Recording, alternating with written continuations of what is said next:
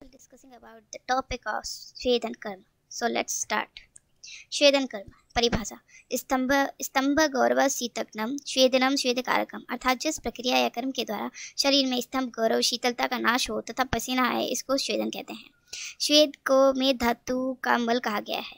पंचकर्म चिकित्सा में स्नेहन के बाद किए जाने वाला बहुत ही महत्वपूर्ण कर्म है। न स्वेदनम स्नेहनम बिना अर्थात स्वेदन के बिना स्नेहन का कोई महत्व नहीं है। ठीक है, कुछ ऐसी व्याधियां में स्नेहन के बिना भी स्वेदन किया जा सकता है, जैसे आमवात आम विकारों में। इन रोगों में वृक्ष स्वेद करने का विधान है। कुछ ऐसे रोग भी होते हैं जिसमें स्वेदन निषेध है। जहां पित्त बढ़ा हुआ होता है वहां स्वेदन निषेध होता है। स्वेदन के द्वारा रक्त संचरण की वृद्धि होती है तथा स्वेद की प्रवृत्ति के साथ साथ क्लेद दोष एवं मल शरीर से बाहर निकलता है।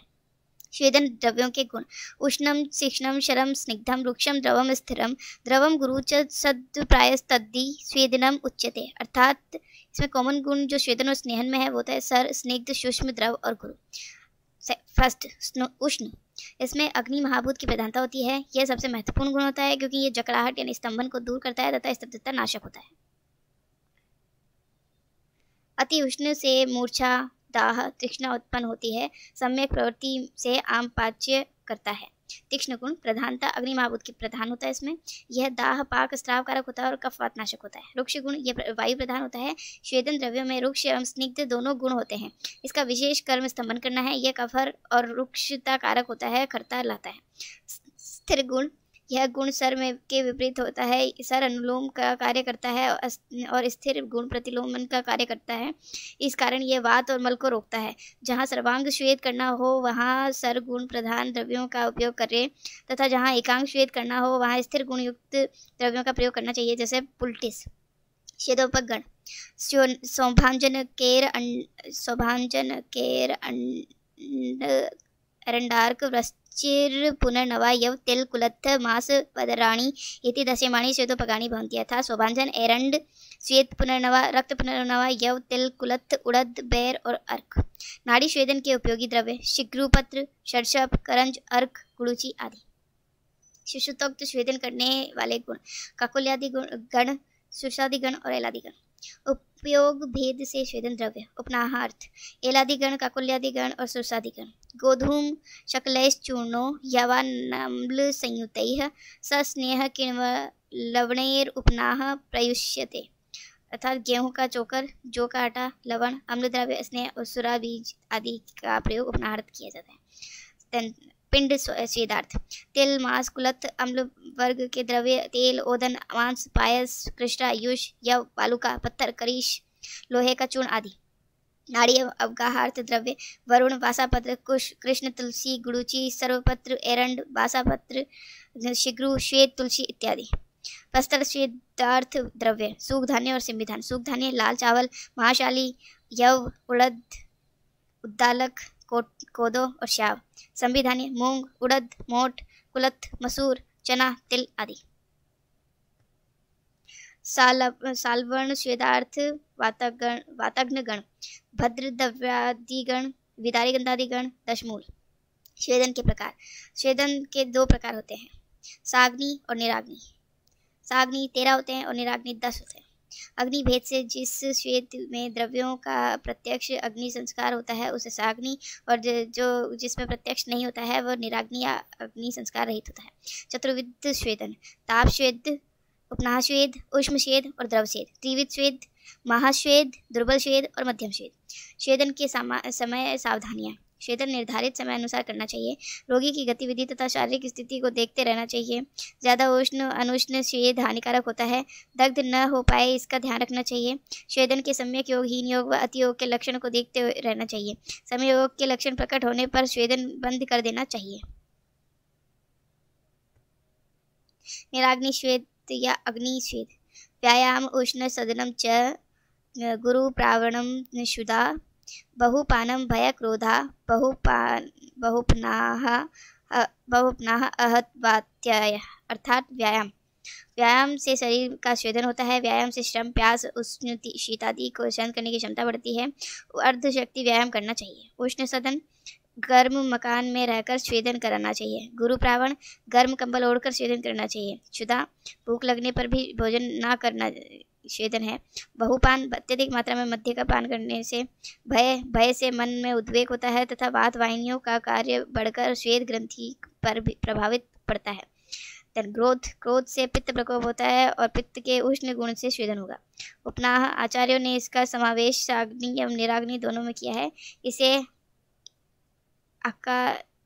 ने पुटली अवगाह मुष्टि युद्ध को आहव कहते हैं। आतप सूर्य की किरणों से स्वेदन होना आतप स्वेद है। श्वेद में है निराग्नि श्वेद और साग्नि श्वेद।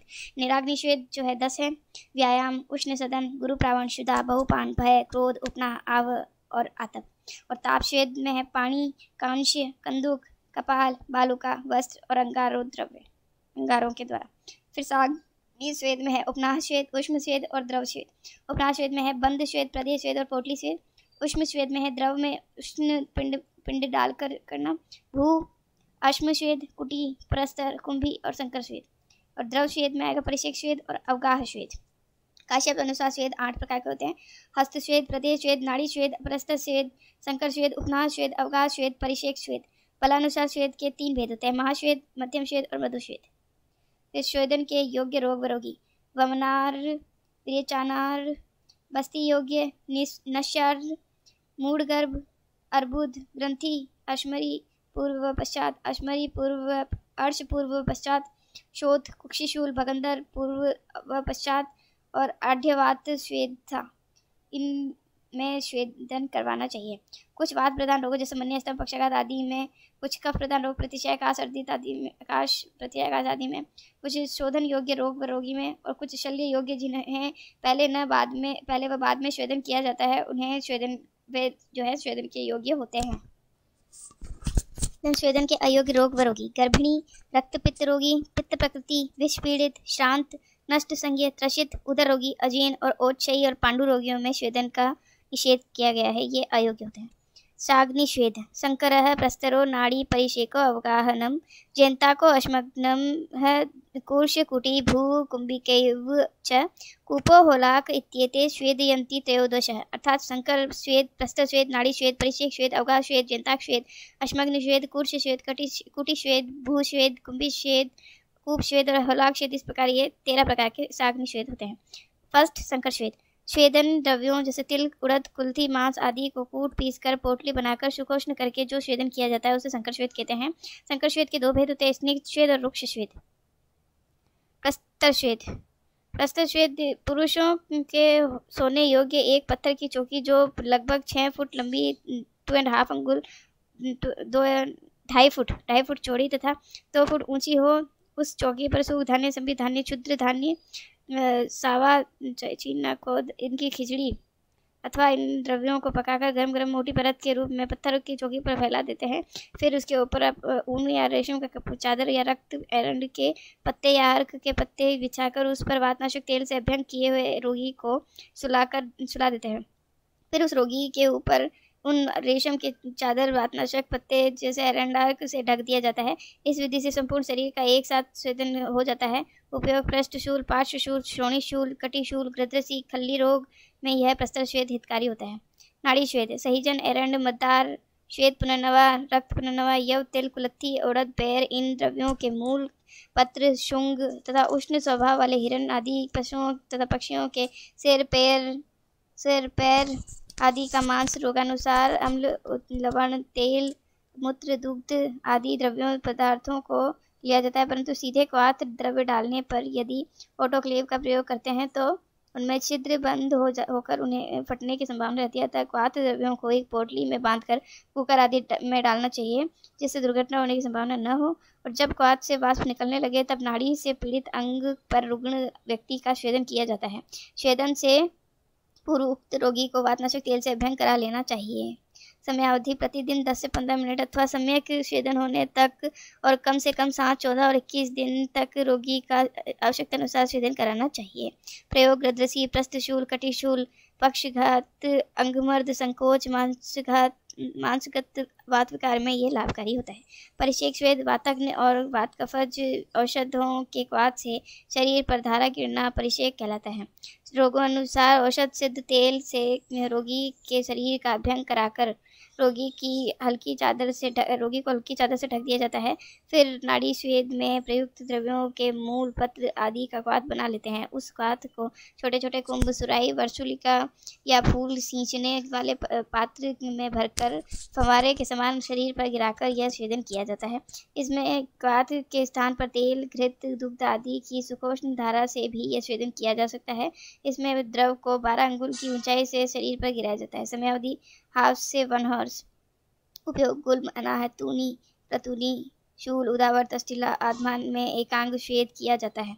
अवगाहन स्वेद शरीर के अर्धभाग जल, क्वाथ या स्नेह में डूबे हुए होने की प्रक्रिया अवगाहन कहलाती है। दशमूल क्वाथ या वाथर द्रव्य सिद्ध तेल, घृत या उष्ण जल को टब या द्रोणी में भरा जाता है। फिर उस द्रोणी या टब में वातनाशक तेल की अभ्यंग किए हुए व्यक्ति को बिठाकर सुलाकर अंगों पर उष्ण जल या क्वाथ आदि से सींचन या छिड़काव कर उसका स्वेदन किया जाता है। इसकी अवधि है 1 मुहूर्त से 4 मुहूर्त तथा हाफ से 1 हॉर। उपयोग सर्वांग व्यापी, वात रोगी, अर्श, मूत्रकृच, अश्मरी शूल, कटिशूल, प्रस्थशूल, कृतसी, संधिवात आदि। जनताक स्वेद स्वेदन हेतु एक वर्तुलाकार कमरे के बीच चिमनी बनाकर उसमें निर्धूम अग्नि प्रज्वलित कर कमरे को गर्म कर तब रोगी को प्रविष्ट करवाया जाता है। यह एक विशिष्ट प्रकार की स्वेदन विधि है। उसके कमरे को कूटागार द्वारा स्वेदन को जनताक स्वेद कहते हैं। से कमरे को कूटागार तथा स्वेदन को जनताक स्वेद कहते हैं। विधि उपयोग तेल से अभ्यंग कराकर चादर ओढ़ाकर कूटागार में प्रवेश कराया जाता है। उसे उपदेश दिया जाता है कि तुम अपने रोग की मुक्ति और अपने कल्याण के लिए इस कूटागार में प्रवेश करो। भीतर प्रविष्ट होकर दीवार से संलग्न चबूतरे पर करवट बदलकर सुखापूर्वक सुना।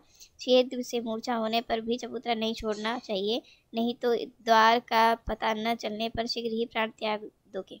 अतः किसी भी परिस्थिति में चबूतरा मत छोड़ना। जब यह प्रतीत हो कि सम्यक स्वेदन हो गया है, शरीर हल्का हो गया है, स्तब्धता, भारीपन, शून्यता, वेदना का नाश हो गया है, तब चबूतरे के सहारे द्वार पर आकर बाहर निकल जाना। बाहर निकलने पर रोगी की आंखों की रक्षा हेतु तुरंत ठंडे जल का प्रयोग नहीं करना चाहिए, अभी तो 1 मुहूर्त बाद उष्ण जल से स्नान कराना चाहिए। इसके पश्चात भोजन करना चाहिए। स्वेदों के 3 भेद होते हैं। वात कफज रोग में स्निग्ध और रुक्ष स्वेद, वातज रोग में स्निग्ध स्वेद और कफज रोग में रुक्ष स्वेद द्रव्यों से स्वेदन करना चाहिए। स्थान भेद से वात दोष में आमाशय में और कफ दोष पक्वाशय में होता है। इसमें स्निग्ध पदार्थों से बाद में पहले रुक्ष पदार्थों से और बाद में स्निग्ध पदार्थों से स्वेदन कराया जाता है। और कफ दोष प्रधान में पक्वाशय में उपस्थित होने पर पहले स्निग्ध पदार्थों से कराया जाता है, उसके बाद रुक्ष पदार्थों से स्वेदन कराया जाता है।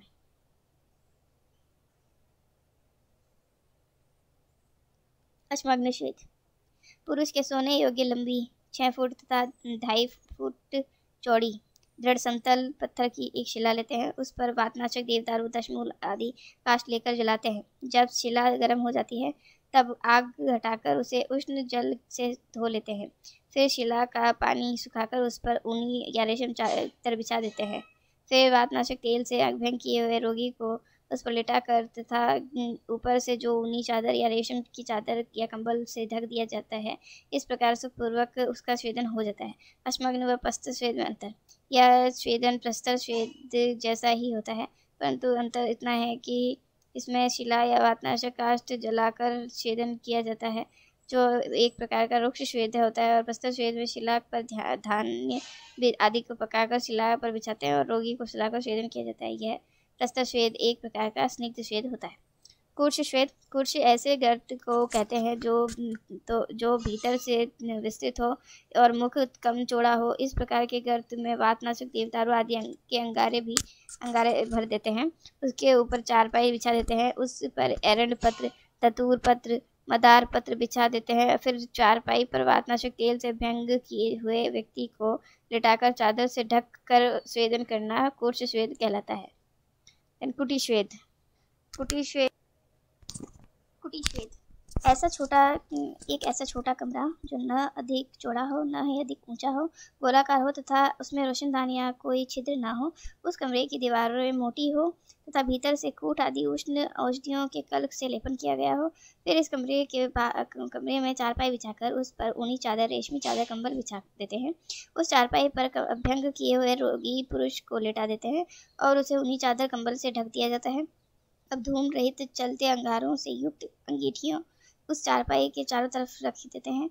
इस प्रकार जो सुखपूर्वक शोधन किया जाता है वह कुटी श्वेद होता है। कुटी व जंताक श्वेद में अंतर। यह जंताक श्वेद का विलोम होता है। इसमें रोगी के चारों तरफ अंगीठियां रखकर शोधन किया जाता है और जंताक श्वेद में बीच में अंगार कोष्ठ होता है तथा रोगी दीवार के चबूतरे पर घूम घूम कर श्वेदित होता है। भूश्वेद, भू अर्थात भूमि पर श्वेद करना। अश्मग्न श्वेद विधि को भूमि पर करना भूश्वेद कहा जाता है। निवात, प्रशस्त और समतल भूमि पर देवदारू आदि वातग्न काष्ठ जलाकर उस पर पानी के छींटे डालकर बुझा देते हैं तथा राख को हटाकर साफ कर देते हैं और उस पर ऊनी चादर बिछाकर वातनाशक तेल से अभ्यंग किए हुए व्यक्ति को लिटाते हैं तथा उसे ऊनी चादर, कंबल से ढक देते हैं। इस प्रकार का श्वेदन भूश्वेद कहलाता है।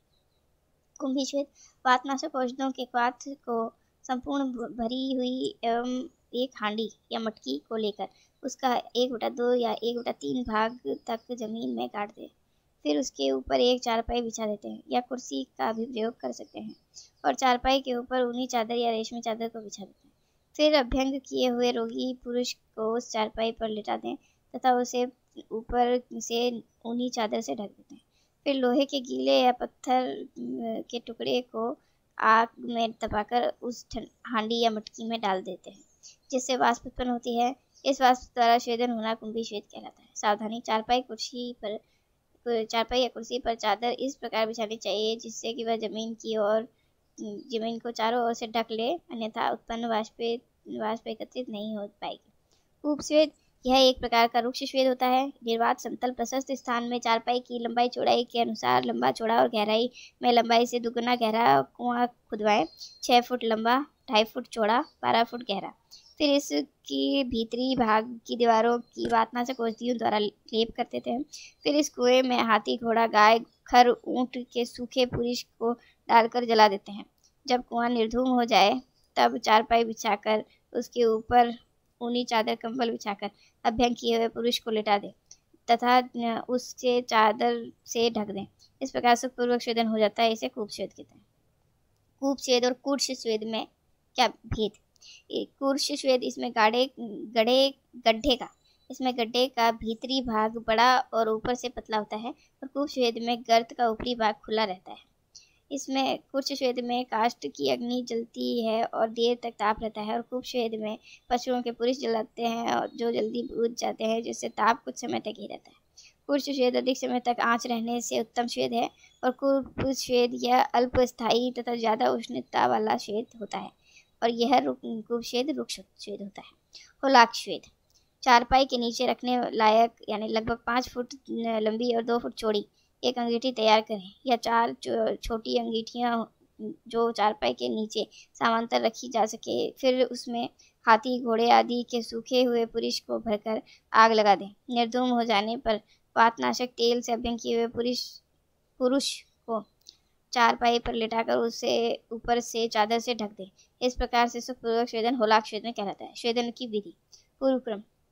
आतुर परीक्षण, इसमें रोगी के श्वेदन के योग्य है या नहीं ये जानकर रोगी के दोष, देश, बल, शरीर, आहार, सात्विक, सत्व, प्रकृति व इन अवस्थाओं का ज्ञान किया जाता है। आवश्यक उपकरण व सामग्री: श्वेदन यंत्र, वातनाशक तेल, वस्त्र, उष्ण जल पात्र, नेत्रबंधन, पट्टिका, बर्तन आदि। परिचारक, रोगी की सेवा उठाने बिठाने के लिए श्वेदन हेतु परिचारक की आवश्यकता होती है। औषध श्वेदन कर्म निर्धारण: रोगी की प्रकृति अनुसार श्वेदन विधि का चयन चिकित्सक द्वारा किया जाता है तथा आवश्यक उपद्रव में काम आने वाली औषधियों का संग्रह करना चाहिए। आहार एवं वेशभूषा: श्वेदन कर्म से पूर्व जल या अन्य द्रव्य पान कराया जाता है तथा सिर पर गीला कपड़ा रखा जाता है एवं रोगी को न्यूनतम कपड़े या लंगोट पहनाने का निर्देश दिया जाता है। रोगी का temperature, weight, BP, pulse, respiratory rate तथा चिकित्सा संहिता घोषणा पत्र तथा कंसेंट आदि को सूचीबद्ध किया जाता है। तन प्रदान कर्म। रोगी की आवश्यकता अनुसार जिस स्वेदन विधि का चयन किया जाता है वह प्रदान कर्म में आता है। निरीक्षण। स्वेदन काल में निरीक्षण का बहुत महत्व होता है। निरीक्षण में स्वेदन समय, सम्यक, चिन्ह आदि लक्षण तथा उपद्रवादि का सतत निरीक्षण किया जाता है। प्रत्येक स्वेद में निर्देशानुसार विशिष्ट समय तक स्वेदन किया जा रहा है या नहीं, इस प्रकार ध्यान रखा जाता है। यदि रोगी को आंखों में जलन या बेचैनी होती है तो उसकी आंख पर कमल आदि शीतल पुष्प, शीतल पट्टी बांधनी चाहिए। रोगी में श्वेद प्रवृत्ति उत्पन्न होने पर सम्यक स्विन लक्षणों की परीक्षा कर प्रक्रिया की निवृत्ति या समाप्ति की जाती है। स्वेदन का विश्लेषण। स्वेद के सम्यक लक्षण 5 से 15 मिनट के मध्यम रोगी की आवश्यकता अनुसार मिल जाते हैं। हीन योग होने पर यदि स्वेदन के हीन योग के लक्षण उत्पन्न होते हैं तो पुनः स्वेदन किया जाता है। अतियोग होने पर ग्रीष्म ऋतु में वर्णित आहार विहार स्वेदन कर्म को रोक दिया जाता है तथा रोगी को विश्राम कराया जाता है तथा अत्यधिक पसीना आने के कारण रोगी के शरीर में जल की कमी हो जाती है, जिसकी पूर्ति के लिए अत्यधिक जल या औषध द्रव का पान कराया जाता है, जैसे ORS, ग्लूकोज, इंट्रावेनस इन्फ्यूजन, जिससे इलेक्ट्रोलाइट्स बैलेंस किया जा सके। स्वेदन के सम्यक योग, अयोग और अतियोग लक्षण। सम्यक योग लक्षण। ठंडक का महसूस न होना, सूल का शांत होना, भारीपन का कम होना, अंगों की जकड़ाहट का कम होना, शरीर में कोमलता का आना, श्वेत का निर्गमन होना, रोग का समाप्त होना और शीत वातावरण में जाने की इच्छा रहना। हीन योग लक्षण। सम्यक स्वेदन के लक्षणों का न होना, शरीर से पसीना न निकलना, शूल का शांत नहीं होना, ठंडक का दूर होना, शरीर के भारीपन में कमी न होना, स्थिरता का बना रहना, शीत की इच्छा न होना। अतियोग लक्षण। पित्त और रक्त का प्रकोप होना, थकावट का होना, अत्यधिक पसीना आना, चक्कर आना, शरीर में जलन होना, त्वचा पर फफोले निकलना, अत्यधिक तृष्णा का लगना, वमन होना, ज्वरोत्पादित होना। स्वेदन व्यापक और निराकरण। स्वेदन व्यापक स्तंभन और निर्जलीकरण। स्तंभन। यह स्वेदन के हीन योग का लक्षण है। इसमें रोगी का शरीर जकड़ जाता है और उपचार। रोगी का पुनः स्वेदन किया जाता है जब तक सम्यक स्वेदन के लक्षण प्राप्त नहीं हो जाते हैं। निर्जलीकरण। निर्जलीकरण यह स्वेदन का अतियोग का लक्षण होता है। इसमें शरीर से अत्यधिक पसीना निकलने के कारण शरीर में पानी की कमी होती है और जिससे ये रोगी में चक्कर का आना, मूर्छा आना, श्वास अवरोध के लक्षण उत्पन्न होते हैं। उपचार। ग्रीष्म ऋतुचर्या अनुसार आहार विहार तथा उपचार किया जाता है। इसके अलावा स्निग्ध मधुर शीतल द्रव्यों का आहार का प्रयोग करना चाहिए। घी चीनी मिलाकर सत्तू का गाढ़ा घोल पीना चाहिए। अंगों पर शीतल चंदन आदि का लेप करना चाहिए। शीतल उद्यान, शीतल पुष्प, पत्र, सहिया का प्रयोग करना चाहिए। मधुर रमणीय द्रव्यों का अवलोकन करना चाहिए। आचार्य ने स्वेदन अतियोग में स्तंभन चिकित्सा बताई। स्वेदन चिकित्सा कर्म। स्वेदन पश्चात कर्म। रोगी खुली हवा का संपर्क, ठंडे जल का संपर्क न करें, इसका निर्देश दिया गया है। गर्म पानी से शरीर का स्पंजिंग कर स्वेद शरीर से हटाया जाता है। आतुर को विश्राम कराया जाता है। कुछ समय पश्चात गर्म पानी से स्नान कराया जाता है। रोगी को आहार में द्रव, लघु अनाभिसंधि भोजन देकर वात रहित वातावरण में रखा जाता है। प्रधान कर्म पश्चात रोगी का तापक्रम, नाड़ी गति, श्वसन गति, रक्तचाप को सूचीबद्ध करते हैं। यदि कोई उपद्रव यानी डिहाइड्रेशन, फेंटिंग, दाह, जलन, तंद्रा, क्लेश दिखाई दे तो तुरंत इमरजेंसी मैनेजमेंट करना चाहिए। इसके बाद आता है स्वेदन की कारमुकता। स्वेदन की कारमुकता। स्तंभन। स्तंभन का अर्थ होता है जकड़ाहट, अर्थात स्तंभ में स्निग्ध व उष्ण स्वेद कार्य करना है। उष्ण गुण धातुओं में विवरण करता है व आम को पचाता है। गौरवहन यानी शरीर में भारीपन का हो तो स्वेद से दूर हो जाता है। स्वेदन से आप्य घटकों का स्वेद द्वारा निष्क्रमण होता है व गौरवता का नाश हो जाता है। शीतग्न। स्वेद से ठंडापन दूर होता है क्योंकि स्वेद से पसीना खूब निकलता है जिससे शरीर की ऊष्मा का नाश हो जाता है। स्वेद कारकता। स्वेद एक मल है। इस मल के साथ त्वचा के सातों स्तर पर रुकी हुई तथा पेशियों, वाहिनियां, रस, रक्त, मेद इनकी अशुद्धियां निकल जाती है।